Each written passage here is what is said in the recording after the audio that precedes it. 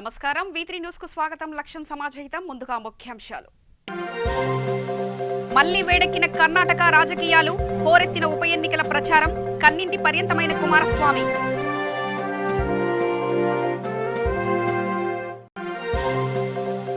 పశ్చిమ గోదావరి జిల్లాలలో దొంగతనాలతో హల్చల్ చేస్తున్న వ్యక్తి అరెస్ట్, బంగారం వెండి వస్తువులు స్వాధీనం చేసుకున్న జంగారెడ్డిగూడెం పోలీసులు.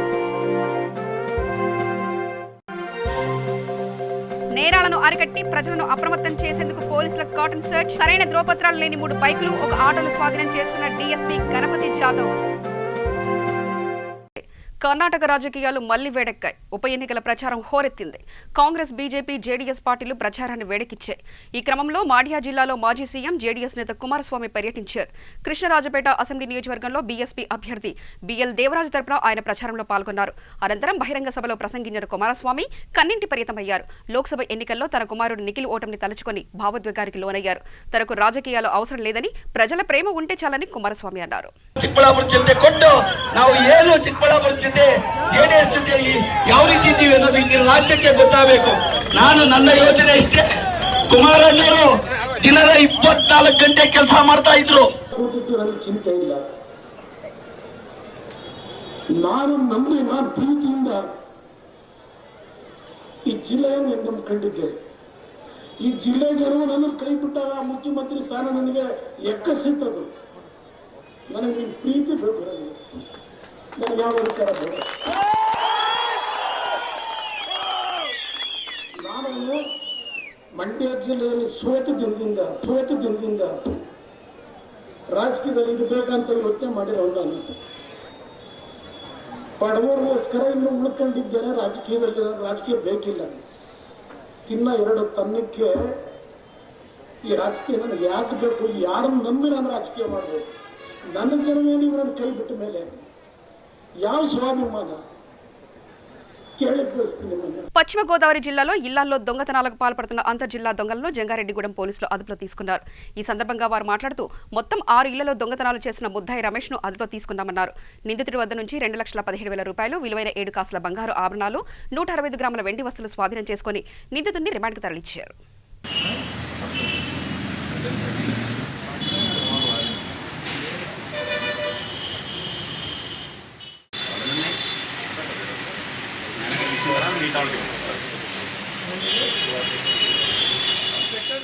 మీకోసమే ఇది చేయించే ఈరోజు, కానీ నేను పర్మనెంట్ సెటప్ చేస్తాను. ఆ లైట్ వేయండి, వీలుంటే ఇటు తిప్పుదాం. నేరస్తుని ఈరోజు అరెస్ట్ చేసి రిమాండ్కి పంపించడం జరుగుతుంది.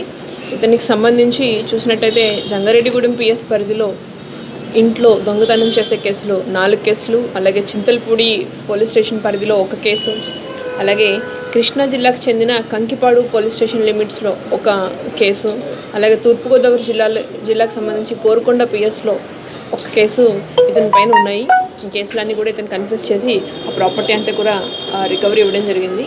టోటల్ ప్రాపర్టీ చూసినట్టయితే 2,20,000 రూపాయల వర్త్ చేసే బంగారు ఆభరణాలని, వెండి ఆభరణాలని ఇతని దగ్గర నుంచి రికవరీ చేయడం జరిగింది. ఇతను చూసినట్టయితే ఇతను మైనర్గా ఉన్నప్పటి నుంచే ఈ రకమైన దొంగతనాలకి బాగా అలవాటు పడి ఉన్నాడు. సంచార జాతికి చెందిన వాళ్ళు అయి ఉన్నారు. వీళ్ళందరూ ఒక దగ్గర ఒక అడ్రస్ అంటూ సరిగా లేదు. ఇతని పైన షీట్ ఉన్నప్పటికీ ఇతన్ని ఒక పర్మనెంట్ అడ్రస్లో చూడడం కష్టంగా ఉంది. ఇతను తిరుగుతూ సంచారం చేస్తూ ఈ రకమైన దొంగతనాలకి పాల్పడుతూ ఉన్నాడు. ఇతను చూసినట్టయితే జంగారెడ్డిగూడెం, కోయలగూడెం, తడకలపూడి, టీ నర్సాపూర్, చింతలపూడి, ఏలూరు, అలాగే తూర్పుగోదావరిలో కోరుకొండ, రాజమండ్రి, తెలంగాణలో సత్తుపల్లి, అశ్వరావుపేట, ఈ అన్ని పోలీస్ స్టేషన్లో కూడా ఇతని పైన కేసెస్ ఉన్నాయి. సో జంగారెడ్డిగూడెంలో చేసిన ఈ 4 కేసులకు సంబంధించి ఇతన్ని ఈరోజు రిమాండ్ చేయడం జరుగుతుంది. తర్వాత పీటీ వారెంట్ మీద రిమైనింగ్ పోలీస్ స్టేషన్స్ నుంచి కూడా అరెస్ట్ కంటిన్యూ చేస్తారు.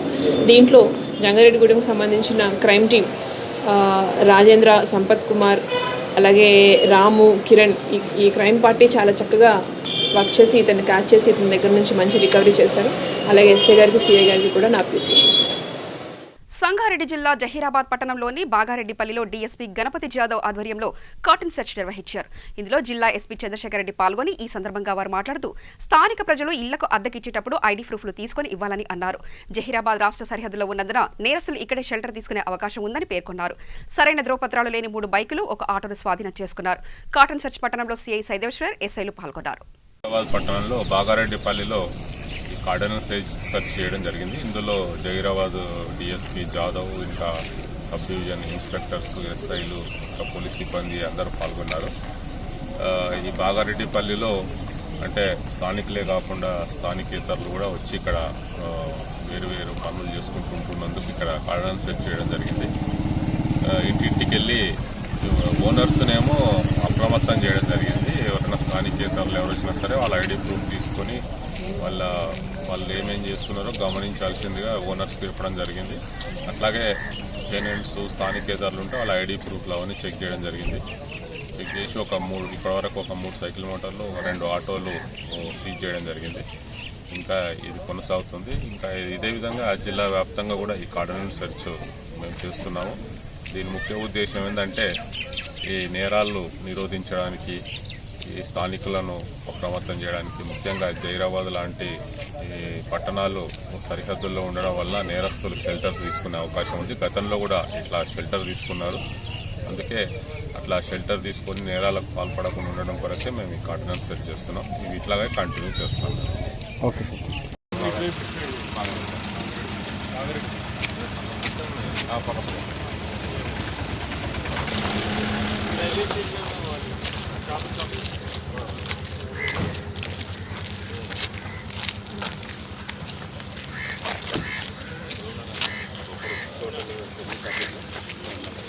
గుంటూరు జిల్లా పెదకూరపాడు క్రోసర్ మండల కేంద్రంలో మార్కెట్ యార్డ్ నందు ప్రత్తి రైతులు నిరసన బాట పట్టారు. పత్తి కొనుగోలు లేక రైతులు రోడ్డెక్కారు.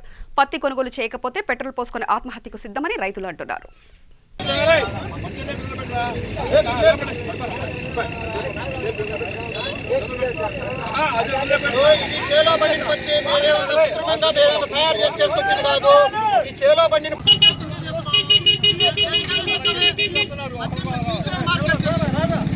మార్కెట్ ఓపెన్ చేసిన తర్వాత పత్తి కొనాల్సిందే. ఓపెన్ చేయకుండా ఉంటే మేము ఎంతో కొంత గిట్టుకాడు అమ్ముకునేవాళ్ళం. మీరు తెలిసిన పత్తి కొనాల్సిందే. పత్తి అది బాగోలేదు, కాయ ఉంది, నిమ్మ ఉంది. అసలు మేము మే నెల ఎండలో మేము ట్రాక్టర్లు పెట్టి చేలు దుక్కులు చేసుకొని జూన్లో తొరకల వర్షాలకి మళ్ళీ అరకబెట్టి పొలం దున్ని మేము పత్తి విత్తనాలు వేసి పత్తి బండి ఇచ్చిన తర్వాత సీసీఐ వాళ్ళు వచ్చి మేము 5,500కి పత్తి కొంటామని కేంద్ర గవర్నమెంట్ మా మద్దతు ధర నిర్ణయించింది. వీళ్ళు ఈ క్రాఫ్ అన్నారు. మేము కష్టపడి పొలం పనులు మానుకొని చేయక రేత్రి పొగళ్ళు ఆఫీసుల చుట్టూ ఈ క్రాఫ్ ఎక్కించుకొని మేము వచ్చాము. ఈ క్రాఫ్ ఎక్కించుకొని వచ్చిన తర్వాత పత్తి మీరు కొనాలి. ఏడకు తెచ్చిన తర్వాత 4 రోజులు 5 రోజులు మేము పడిగాపులు కాసిన తర్వాత ఈ పత్తి మాకు నడవదు, మీరు ఇంటికి తీసుకుపోండి అంటే మేమేం చెయ్యాలి? అసలు మీరు సీసీఐ అనేవాళ్ళు మార్కెట్లోకి రాకుండా ఉంటే మేము ఇక్కడ పత్తి తెచ్చేవాళ్ళం కాదు, మీ చుట్టూ మేము తిరిగేవాళ్ళం కాదు, మీరు కొనాల్సిన అవసరం ఉండేది కాదు. మీరు 5,500 పత్తి కొంటామని పేపర్ స్టేట్మెంట్లు ఇచ్చారు, మీటింగ్లు పెట్టారు, కలెక్టర్ గారు వాళ్ళందరూ మీటింగ్లు పెట్టుకున్నారు. మీరు పత్తి ఓపెన్ చేశారు సెంటర్లో, ఒకరోజు కొన్నారు, ఇంకా మా వల్ల కాదు పత్తి, మీరు ఇంటికి తీసుకోమంటే మేము ఈ యార్డుకు తీసుకొచ్చిన పత్తిని ఏం చేయాలి? మాకు పండిన పంట మా కడుపు పుట్టిన పిల్లలతో సమానం. మాకు పిల్లలకి ఎంత దెబ్బ తగిలితే మేము ఎంత బాధపడతాం, మా పండిన పంట కొనపోతే మేము అంతకంటే ఎక్కువ బాధపడతాం. మీరు ఈ పత్తి కొనేదాకా మేము ఇక్కడి నుంచి కదిలేది లేదు. మీరు ఈ 5,500కు మా పత్తిని కొని ఈ పత్తి రైతుల ఆత్మహత్యలను ఆపాలి. పత్తి రైతుల ఆత్మహత్యలు ఆపాలి. మాకు పత్తి వచ్చేసి తీసినందుకు ఏదైనా కానీ ఎకరానికి కూలీల ఖర్చు 1,500 పడుతుందండి. 1,500 తీసినందుకు ఖర్చు పడంగా యార్డుకు జారంగా మాకు కింటాకు 300 ఖర్చు పడుతుంది. అంటే ఒక యార్డుకు జారంగా లేబర్ ఖర్చు కానీ కూలీల ఖర్చు కానీ ఏదైతే 1,800 నుంచి 2,000 లోపు పడుతుంది మా ఖర్చు వచ్చేసి. ఇంకా తర్వాత వచ్చేసి కౌళ్ళు, ఎకరానికి 20,000 కౌలు కడుతున్నాం మేము. ఫర్టిలైజర్స్, పెస్టిసైడ్స్ ఇవన్నీ ఎకరానికి మళ్ళీ ఒక 20,000 25,000 ఖర్చు అవుతుంది. ఇవన్నీ బాగా మాకేంది ఎకరానికి మాకు వచ్చేది ఎకరానికి ఒక 12 క్వింటాల నుంచి 15 క్వింటాలు పత్తి పండిద్ది. మీరు మాకు 10 క్వింటాలే కొంటా ఉన్నారు. సరే కానీ ఆ 10 క్వింటాలైనా మీరు కొనండి. ఆ 10 క్వింటాలైనా గవర్నమెంట్ నిర్ణయించిన 5,500కి మీరు పత్తి కొనండి. అది కూడా యార్డుకు తీసుకొచ్చిన తర్వాత మేము కొనం, మీరు ఇంటికి తీసుకోండి అంటే మేమేం చేసుకోవాలి? ఆ పత్తి సీసీఐ అధికారులు ఇక్కడ తీసుకొచ్చిన తర్వాత దీంట్లో నిమ్ము శాతం ఎక్కువ ఉంది, కాయ ఉంది అంటున్నారు. అసలు ఈ టైంలో వచ్చే పత్తి అంతా ఏదైనా నిమ్ము శాతం కాయ ఆటోమేటిక్గా ఈ జిల్లా మొత్తం తిరగండి, ఏదైనా ఈ టైంలో వచ్చే పత్తి అంతా నిమ్ము శాతం అంతే ఉండిద్ది, కాయ ఉండిద్ది. మీరు ఆ ఉద్దేశం ఉండాలి. అసలు తెరవకూడదు యార్డు తెరిచిన తర్వాత మీరు ఎట్టుండా పత్తి కొనాల్సిందే. మీరు కాయ ఉంది, నిమ్ము శాతం ఉన్న ఉద్దేశం ఉండేవాళ్ళు మీరు అసలు యార్డు ఓపెన్ చేయకూడదు. మా వల్ల కాదు, కొంత ఇంటికి తీసుకోమంటున్నారు. ఇప్పటికే మేము మే నెల నుంచి కష్టపడి ఇక్కడ తీసుకొచ్చిన తర్వాత మళ్ళీ వీటిని మేము ఆరబెట్టుకొని కాయ తీసేది చేసేది అది అయ్యే పని మీరే చెప్పండి. అసలు అది అవన్నీ సహజం, సంభవం. అది నేను 13 ఎకరాలు వేసానండి. నేను వచ్చేసి ఒక 25 క్వింటాలు పత్తి తీసుకొచ్చాను. నేను వచ్చి శనివారం తీసుకొచ్చాను. నాకు స్లిప్పులు దొరక్క పాసింగ్ జరగల. నాకు నిన్న పాసింగ్ వచ్చింది. నిన్న పాసింగ్ వచ్చినా బయ్యర్ గారు ఈ పత్తిని నడవదు, మా వల్ల కాదు, ఇంటికి తీసుకోమన్నారు. నేను ఇంటికి తీసుకోలేని పరిస్థితి. ఈ పత్తి ఏం చేయాలో మీరే చెప్పండి. రైతులకు అనుకూలంగా ఉండే పని అయితే ఇప్పుడు పత్తి ఎందుకు, మేము రైతులు ఎందుకు రోడ్డు మీద ధర్నా చేయాలి? రైతులకు అనుకూలంగా ఉంటే మేము రోడ్డు ఎక్కాల్సిన అవసరం వచ్చి ఎందుకు? రైతు మా పని మేము చేసుకున్న చాలల్లో ఎంతో పని ఉంది. మేము చాలల్లో పని మానుకొని రేతులు పూట పొలాలకు నీళ్లు పెట్టుకుంటా, ఆ పురుగులు ఉంటాయో, పాములు ఉంటాయో, తేళ్లు కొడతాయో, పాములు కొడతాయో, కష్టపడి మేము ఇంత పత్తి పండిస్తే చివరికి మా పత్తి మా పండదు, మా వల్ల కాదు, ఇంటికి తీసుకొని మేమేం చేయాలి?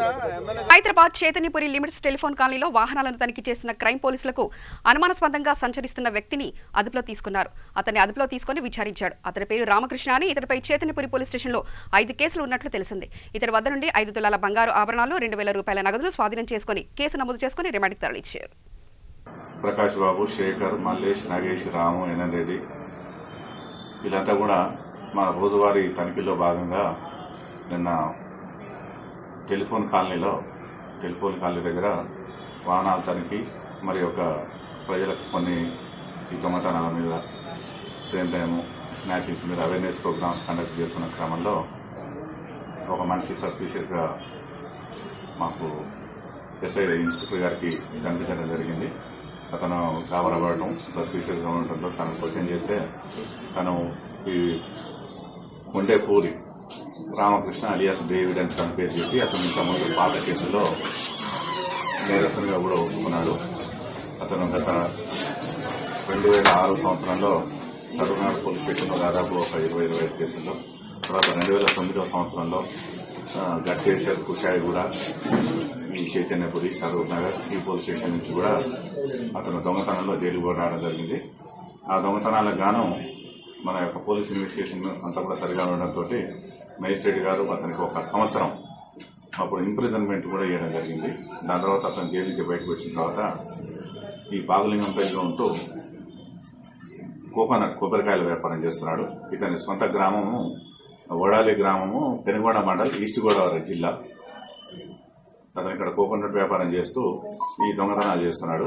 ఇతని యొక్క ఏమో అంటే ఇతను దొంగతనాలు చేసే పద్ధతి ఏంటంటే సైకిల్ మీద కాలనీస్లో తిరుగుతూ ఏదైనా లాక్ చేసినటువంటి ఇల్లు, ఎవరైనా వివాహాలకు లేకుంటే సెలవుల్లో బయటకు పోయినప్పుడు ఆ సైకిల్ మీద తిరుగుతూ అబ్జర్వ్ చేస్తూ ఆ ఇంటి తాళం పగలబెట్టి ఆ విధంగా దొంగతనాలు పాల్పడతాడు.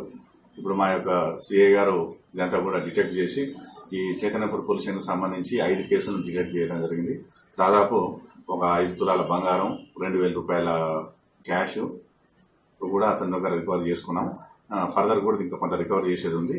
మనం కోర్టు ద్వారా అనుమతితో తీసుకున్నంత కూడా చేస్తాం. దీని యొక్క విలువ దాదాపు 2.5 లక్షల వరకు ఉంటుంది, 2 లక్షల వరకు ఉంటుంది. అతన్ని ఈరోజు మనం రిమాండ్ చేసి కోర్టుకు తరలించడం జరుగుతుంది. 80-90% వరకు డిటెక్ట్ అయిపోయిన కేసులన్నీ కూడా ఇయర్ వస్తున్నది. సేమ్ టైం ఈ ప్రజలకు కూడా ఒక మా తరఫున విజ్ఞప్తి ఏంటంటే దయచేసి మీరు ఎక్కడన్నా గ్రామాలకు కానీ తాళం వేసి బయటకు వెళ్తున్నప్పుడు విలువైన వస్తువులు కొంచెం ఉంచకుండా చూసుకోవటం ఒకటి. ఒకవేళ ఉంటే కూడా మీకు లాకర్ సౌకర్యం లేదు, ఉంటే కూడా ఎట్లా సార్ అంటే మాకు పోలీస్ స్టేషన్కి ఇన్ఫార్మ్ చేస్తే మేము కొంచెం పెట్రోలింగ్ అక్కడ ఎక్కువ చేయటం, మా బీసీని కానీ మా పెట్రోల్ కార్ని అక్కడ తిప్పటం, మీతో ఎప్పుడు టచ్లో ఉండటం కూడా జరుగుతుంది. ఈ యొక్క సూచనలు కూడా మా యొక్క చైతన్యపురి పోలీసుల వైపు నుంచి స్వీకరించవలసిందిగా మీడియా ద్వారా ప్రజలు కోరుతున్నాం. అనంతపూర్ జిల్లా కదిరి పట్టణంలో మాషానంపేట స్కూల్లో హెడ్ మాస్టర్ దాష్టికానికి పాల్పడ్డాడు. క్లాస్ రూంలో అల్లరి చేస్తున్నారని విద్యార్థుల చేతులు కాళ్లు కట్టేశాడు. హెడ్ మాస్టర్ తీరుపై స్థానిక విద్యార్థి సంఘాలు ఆగ్రహం వ్యక్తం చేస్తున్నాయి. ప్రశ్నించిన స్థానికులను హెడ్ మాస్టర్ బెదిరించడంతో అధికారుల నిర్లక్ష్యం ఇలా ఉంటే మరి పిల్లల పరిస్థితి ఏంటని వాపోతున్నారు.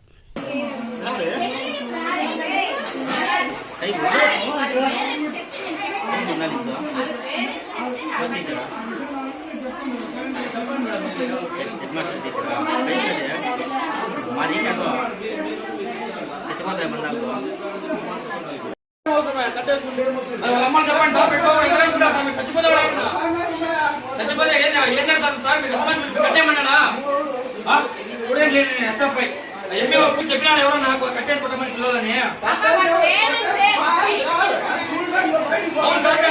మీరెందుకు సీరియస్ అవుతున్నారు? వాళ్ళు విలేకరు సార్ వాళ్ళ మీదకి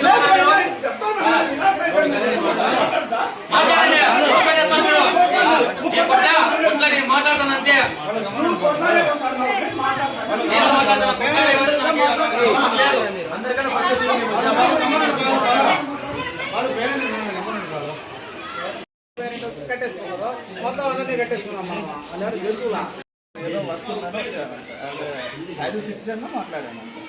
సిటిజన్ టీఆర్పీ రేట్ల గురించి మాట్లాడారు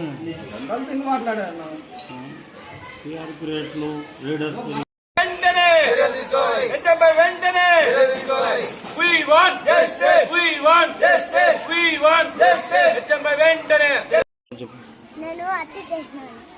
ఎవరు కట్టేసింది ఎవరెవరిని కట్టేసింది నవాజ్ నిన్న కట్టేసింది లేదా ఎవరిని నిన్న ఎవరిని కట్టేసి నువ్వు 3వ క్లాసా మళ్ళీ మీ అమ్మ పక్కన టీచర్లు ఎవరు లేరా కట్టేసినప్పుడు ఏ టీచర్ హెచ్ఎం కాకుండా ఎవరన్నా టీచర్ లేరా నిన్ను కట్టేసిందా టీచర్ ఏం పేరు టీచర్ పేరు తెలీదా నీ పేరు ఏం పేరు నీ పేరేం పేరు కాదు మళ్ళీ మేమే కట్టేసిందని చెప్తాంది మేమే వచ్చి కట్టేసిందా నీకే కట్టేసింది మేడం ఉన్నదా ఇప్పుడు పక్కనే నవాజ్ని ఎవరు కట్టేసింది అది నవాజ్ని గౌరవుని ఆయన వాళ్ళమ్మోళ్ళు వచ్చి కట్టింది అడా మరి వాళ్ళమ్మోళ్ళు వచ్చి కట్టినారు మీరంతా తెలంగాణ రాష్ట్ర ప్రభుత్వం చేపడుతున్న పథకాల పట్ల తనదైన శైలిలో విద్యార్థులకు వాటిని అమలుపరిచేలా అవగాహన కల్పిస్తూ ఆదర్శంగా నిలుస్తున్నాడు బోమ్రాస్పేట జిల్లా పరిషత్ ఉన్నత పాఠశాల ప్రధానోపాధ్యాయుడు పాపిరెడ్డి. వికారాబాద్ జిల్లా బోమ్రాస్పేట మండల కేంద్రంలోని జిల్లా పరిషత్ ఉన్నత పాఠశాలలో పాపిరెడ్డి ప్రధానోపాధ్యాయుడిగా విధులు నిర్వహిస్తున్నాడు. రాష్ట్ర ప్రభుత్వం అమలు చేస్తున్న హరితహారం, వ్యక్తిగత మరుగుదొడ్లు, ఇంకుడు గుంతలు తదితర పథకాల ఆవశ్యకతపై విద్యార్థులకు అవగాహన కల్పిస్తూ వాటిని అమలుపరిచేలా వారికి తనదైన శైలిలో విద్యార్థులకు తెలియపరుస్తూ అందరికీ ఆదర్శంగా నిలుస్తున్నాడు. ప్రతి ఇంట్లో ప్రతి ఈ గ్రామంలో జరుగుతున్నది కార్యక్రమం. మనం ఇంతకు మొదలు ఏం చేసినాము, హరితహారంలో చెట్లు పెంచినాం. అందరము పెట్టినరా చెట్లు ఉన్నాయా? అవి అబద్ధం చెప్పొద్దు. సున్నికి వస్తారు, మళ్ళా మీకు ఇచ్చిన చెట్లన్నీ అవి ఉండాలి, సున్నికి వస్తారు. అటువంటిది ఇంకో కార్యక్రమం ఏంటంటే ఇంకుడు గుంతలు. ఇంకుడు గుంతలు తెలుసా మీకు? ప్రతి ఇంటి దగ్గర ప్రతి ఇంటికి ఒక ఇంకుడు గుంతని కొడుతున్నాం. ఇంకుడు గుంతలు ఎందుకు కొడతాం మనము? నీటిని వృధా చేయకుండా, మరి ఆ నీరు వేస్ట్గా పోయే నీరు భూగర్భం లోపలికి పోయిన తర్వాత మరి ఏమవుతుంది, అవి భూమిలో యొక్క భూగర్భ జలాలు ఎక్కువ అవుతున్నాయి అన్నమాట. మరి మనం వేస్ట్గా పోయే నీళ్ళు వేస్ట్గా పోతాయి, దానివల్ల మనకు చాలా నష్టం జరుగుతుంది అన్నమాట. అందుకనే ప్రతి ఇంట్లో మనము రోజు వేస్ట్గా పోయే నీళ్ళు ఉంటాయి కదా, ఆ నీళ్ళని ఏం చేయాలి, మన ఇంటి పక్కనే ఒక గుంత కొట్టుకున్నాలి. 3 ఫీట్ల గుంత కొట్టి రింగులేసి అది ప్రతి ఇంటికి ఉండాలి. ప్రతి ఇంటికి ఇంకుడు గుంత ఉండాలి. అయితే మీ ఇండ్ల కాడ ఎవరికైతే ఇంకుడు గుంత లేదో వాళ్ళందరూ తప్పకుండా ఇంకుడు గుంత కట్టించుకోవాలి. ఆ కట్టినట్ల మీరు ఫోటో తీసుకొచ్చి నాకు ఇవ్వాలి. వాట్సాప్లో మీ ఇంటికాడ మీ నాయనని కానీ మీ అమ్మని కానీ ఎవరైతే ఆ ఇంకుడు గుంత కాడ పెట్టి ఫోటో వాట్సాప్లో పెట్టి నాకు వాట్సాప్ పెట్టాలి. నాకు మీ పేరు, మీ ఇల్లు పేరు మొత్తం. ఎవరైతే పెట్టారో వాళ్లకు మీ రేషన్ బంద్ అయిపోతుంది. మీ ఇంట్లోకి రేషన్ వస్తుంది కదా, ఆ రేషన్ కట్ చేస్తారు. తర్వాత మీ స్కాలర్షిప్ కూడా కట్ చేస్తారు. మీకు ఇంకుడు గుంత కొట్టిన వాళ్ళకి చెట్లు ఏ విధంగా నాటినామో ఇంకుడు గుంత కూడా అదే విధంగా కొట్టాలి. ప్రతి ఇంటికి ఒక ఇంకుడు గుంత ఉండాలి.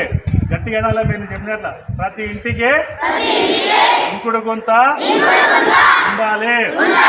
ప్రతి ఇంటికి ఇంకుడు గుంత ఉండాలి.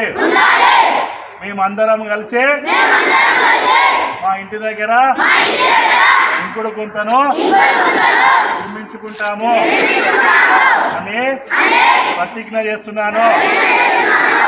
ఇది ఎవరైతే కట్టరో మరి వాళ్ళకి మాత్రము పనిష్మెంట్ చూడండి. ఆదిలాబాద్ జిల్లా బోధ్ నియోజకవర్గ పరిధిలో బోధ్, బజర్హత్ నూర్ మండలాల్లో బేటీ బచావో బేటీ పడావో కార్యక్రమాలు నిర్వహించారు. జోసెఫ్ బాబురావు నేతృత్వంలో వహించిన ఈ కళాబృంద సభ్యులు చక్కని ఆటపాటలతో ప్రజలకు అవగాహన కల్పించారు. ఈ కార్యక్రమాన్ని జిల్లా బాలల పరిరక్షణ అధికారి బృందం ఆధ్వర్యంలో నిర్వహించడం జరిగింది.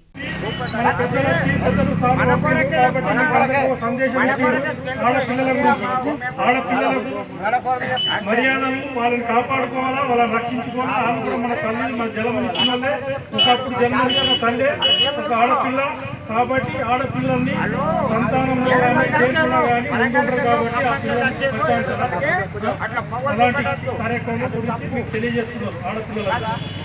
నేను 8వ తరగతి చదువుతున్నాను.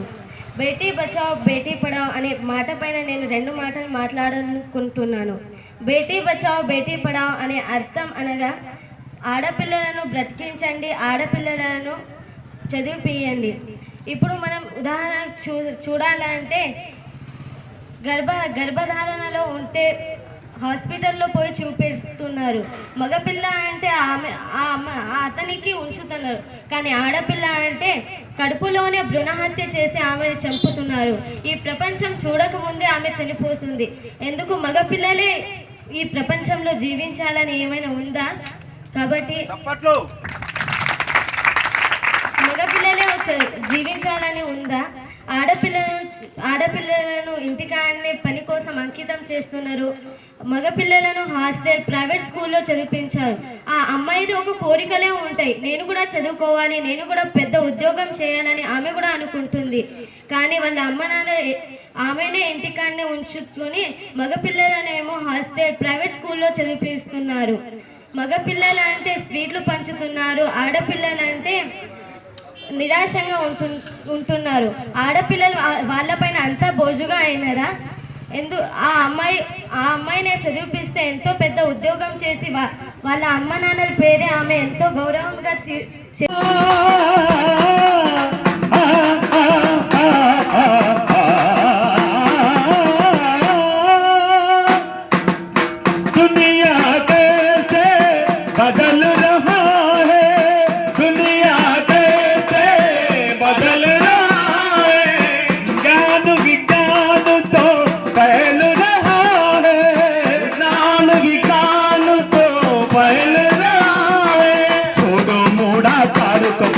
पढ़ते चलेगी जीवन नैया, छोड़ो मोड़ा चार का भैया, पढ़ते चलेगी जीवन नैया, पढ़ना लिखना सीखो नहीं तो पछताएगी भारत मैया, पढ़ना लिखना सीखो नहीं पछताएगी भारत मैया। दुनिया कैसे बदल रहा है ये भैया, ज्ञान विज्ञान तो फैल रहा है, छोड़ो मूढ़ाचार को, बच्ची को पढ़ना अच्छा नहीं है बोल के वो पूरा गहचार निकाल दो, छोड़ो मूढ़ाचार को भैया।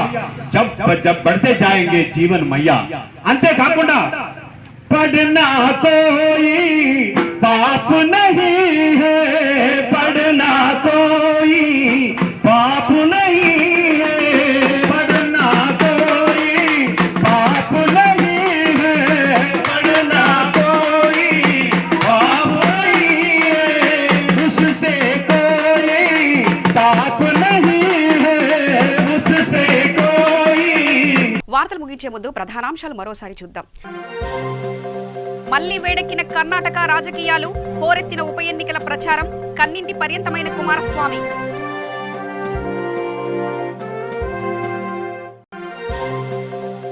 పశ్చిమ గోదావరి జిల్లాలలో దొంగతనాలతో హల్చల్ చేస్తున్న వ్యక్తి అరెస్ట్, బంగారం వెండి వస్తువులు స్వాధీనం చేసుకున్న జంగారెడ్డిగూడెం పోలీసులు. నేరాలను అరికట్టి ప్రజలను అప్రమత్తం చేసేందుకు పోలీసుల కాటన్ సర్చ్, సరైన ధ్రువపత్రాలు లేని 3 బైకులు, 1 ఆటోను స్వాధీనం చేసుకున్న డీఎస్పీ గణపతి జాదవ్. సమగ్ర సమాచార స్రవంతికై చూస్తూనే ఉండండి V3 న్యూస్, లక్ష్యం సమాజహితం.